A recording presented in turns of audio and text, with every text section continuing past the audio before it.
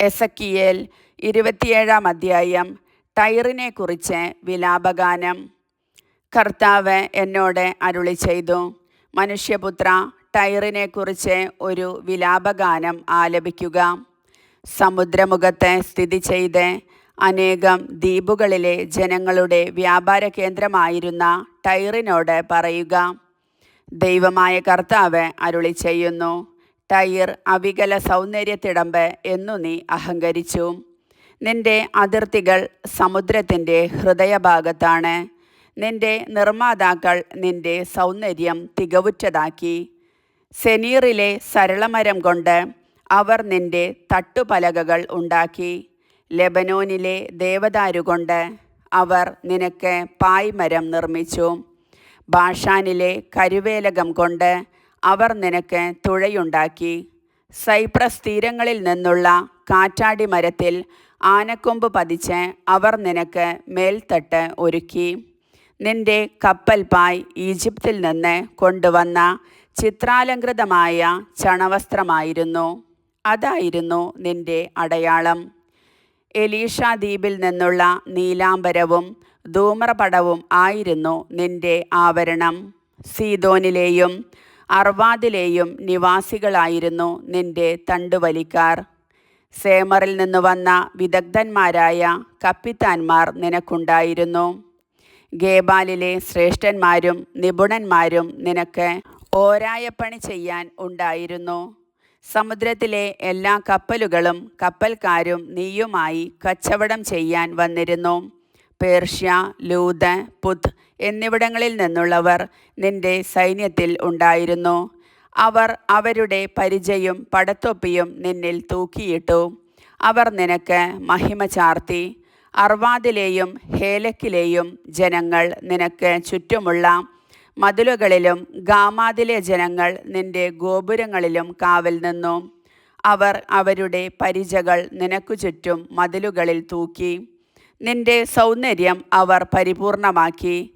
നിന്റെ എല്ലാ തരത്തിലുമുള്ള സമ്പത്തു കണ്ട് താർഷീഷുകാർ നീയുമായി വ്യാപാരത്തിനു വന്നു.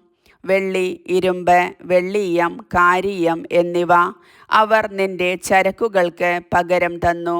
യാവാൻ, തൂബാൽ, മേഷക് എന്നീ രാജ്യങ്ങൾ നീയുമായി വ്യാപാരത്തിൽ ഏർപ്പെട്ടു. അവർ നിന്റെ ചരക്കുകൾക്കു പകരം ആളുകളെയും ഓട്ടുപാത്രങ്ങളെയും തന്നു. ബേത്തോഗർമാക്കാർ കുതിരകളെയും പടക്കുതിരകളെയും കോവർ കഴുതകളെയും നിന്റെ ചരക്കുകൾക്കു പകരം തന്നു. ദദാൻകാർ നീയുമായി വ്യാപാരബന്ധത്തിൽ ഏർപ്പെട്ടു. നിന്റെ പ്രത്യേക വ്യാപാര കേന്ദ്രങ്ങളായി ധാരാളം ദ്വീപുകൾ ഉണ്ടായിരുന്നു. ആനക്കൊമ്പും കരിന്താളിയും അവിടെ നിന്ന് നിനക്ക് പ്രതിഫലമായി ലഭിച്ചു. നിന്റെ ചരക്കുകളുടെ ബാഹുല്യ നിമിത്തം ഏദോം നീയുമായി വ്യാപാരത്തിൽ ഏർപ്പെട്ടു. അവർ രത്നക്കല്ലുകളും ധൂമ്രവസ്ത്രങ്ങളും ചിത്രത്തുന്നലുള്ള വസ്ത്രങ്ങളും നേർത്ത ചണവസ്ത്രങ്ങളും പവിഴവും പത്മരാഗവും പകരം തന്നു. യൂദായും ഇസ്രായേൽ ദേശവും നിന്നോട് വ്യാപാരം ചെയ്തു.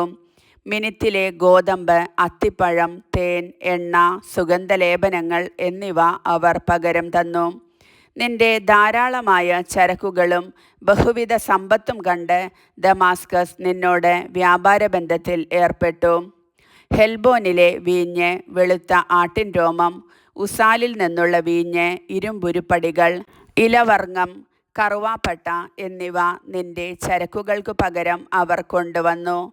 രഥത്തിൽ വിരിക്കാനുള്ള പരവതാനി ദദാനിലെ ജനങ്ങൾ കൊണ്ടുവന്നു. അറേബ്യക്കാരും കേദാർ പ്രഭുക്കന്മാരുമാണ് ആടുകൾ, ആട്ടുകൊറ്റന്മാർ, കോലാടുകൾ എന്നിവയെ നിനക്ക് വിറ്റത്. ഷേബായിലെയും റാമായിലെയും ആളുകൾ നീയുമായി വ്യാപാരത്തിൽ ഏർപ്പെട്ടു. ഏറ്റവും നല്ല ഇനം പരിമള തൈലങ്ങൾ, വിലപിടിച്ച രത്നങ്ങൾ, സ്വർണം എന്നിവ നിന്റെ ചരക്കുകൾക്ക് പകരമായി അവർ തന്നു. ഹാരാൻ, കന്നെ, ഏദൻ, അഷൂർ, കിൽമാദ് എന്നീ രാജ്യങ്ങൾ നീയുമായി വ്യാപാരത്തിൽ ഏർപ്പെട്ടു. അവർ വിശിഷ്ട വസ്ത്രങ്ങൾ, ചിത്രത്തുന്നലുള്ള നീലത്തുണികൾ, പിരിച്ച ചരടുകൊണ്ട് ബലപ്പെടുത്തിയ നാനാവർണ്ണത്തിലുള്ള പരവതാനികൾ എന്നിവ നിനക്ക് പകരം നൽകി. താർഷീഷിലെ കപ്പലുകൾ നിന്റെ വ്യാപാര ചരക്കുകളുമായി സഞ്ചരിച്ചു. അങ്ങനെ സമുദ്രമധ്യേ നീ നിറഞ്ഞ് വളരെ ധനികയായി തീർന്നു. തണ്ട് വലിച്ചിരുന്നവർ പ്രക്ഷുബ്ധമായ സമുദ്രത്തിലേക്ക് നിന്നെ കൊണ്ടുപോയി. സമുദ്രമധ്യേ കിഴക്കൻ കാറ്റ് നിന്നെ തകർത്തു കളഞ്ഞു. നിന്റെ ധനവും വിഭവങ്ങളും ചരക്കുകളും നാവികരും കപ്പിത്താന്മാരും ഓരായ പണിക്കാരും വ്യാപാരികളും പടയാളികളും കപ്പൽ ജോലിക്കാരും നിന്റെ നാശത്തിൻ്റെ നാളിൽ നിന്നോടൊപ്പം ആഴിയുടെ അടിത്തട്ടിൽ താണു. നിന്റെ കപ്പിത്താന്മാരുടെ നിലവിളിയാൽ നാട്ടിൻപുറങ്ങൾ നടുങ്ങി. നിന്റെ തണ്ടുവലിക്കാരും നാവികരും കപ്പിത്താന്മാരും കരയിൽ ഇറങ്ങി നിൽക്കുന്നു. അവർ നിന്നെക്കുറിച്ച് ഉറക്കെ കരയുകയും കഠിന ദുഃഖത്തോടെ വിലപിക്കുകയും ചെയ്യുന്നു. അവർ തലയിൽ പൂഴി വിതറി ചാരത്തിൽ കിടന്നുരുളുന്നു. നിന്നെ പ്രതി അവർ ശിരസ് മുണ്ഡനം ചെയ്ത് ചാക്കുടുക്കുന്നു. ഹൃദയവേദയോടും അതീവ ദുഃഖത്തോടും കൂടെ വിലപിക്കുന്നു. നിന്നെ പ്രതിയുള്ള അവരുടെ കരച്ചിൽ ഒരു വിലാപഗാനമായി ഉയരുന്നു. ടൈറിനെ പോലെ സമുദ്രമധ്യത്തിൽ വേറെ ആര് നശിച്ചിട്ടുള്ളൂ എന്ന് അവർ വിലപിക്കുന്നു. സമുദ്രത്തിൽ നിന്ന് നിന്റെ കച്ചവട സാധനങ്ങൾ വന്നിരുന്നപ്പോൾ അനേക ജനതകളെ നീ തൃപ്തരാക്കി. നിന്റെ വലിയ സമ്പത്തും ചരക്കുകളും കൊണ്ട് ഭൂമിയിലെ രാജാക്കന്മാരെ നീ സമ്പന്നരാക്കി. ഇപ്പോൾ സമുദ്രം തന്നെ നിന്നെ തകർത്തിരിക്കുന്നു. നിന്റെ വ്യാപാര വസ്തുക്കളും കപ്പലിലുണ്ടായിരുന്നവരും നിന്നോട് കൂടെ സമുദ്രത്തിൻ്റെ അടിത്തട്ടിലേക്ക് മുങ്ങിപ്പോയി. ദ്വീപ് നിവാസികൾ നിന്നെയോർത്ത് സ്തബ്ധരായി.